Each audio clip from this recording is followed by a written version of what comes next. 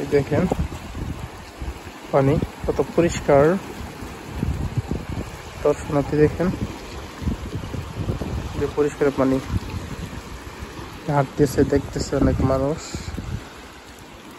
এদের সিঁড়ি আছে মেন রোডের লগে, সিঁড়িতে ইচ্ছা করলে এই যে মেন রোড, অনেকে গাড়ি থামায়া দেখতেছে।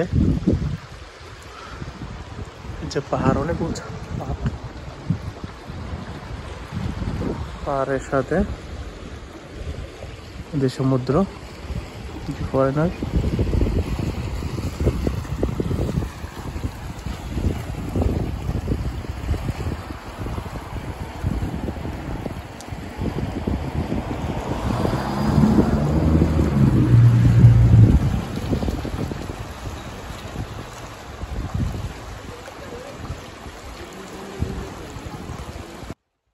হোটেলটা, ওই হোটেলটা হচ্ছে আমার হোটেল, আমি যেটাতে জব করে ওই বরাবর যে আমার আঙ্গুলের বরাবর যে হোটেলটা দেখা যায়, এটা বিল্ডিং লম্বা চোখা করে, এটা হচ্ছে আমার হোটেল।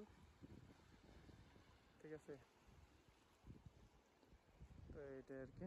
আরও দেখাচ্ছি আপনাদেরকে, আপনারা আমার সাথেই থাকুন, আপনাদেরকে দেখাচ্ছি চারদিকে সৌন্দর্য। এই যে ইয়াগুলো পাথর, যে পানি,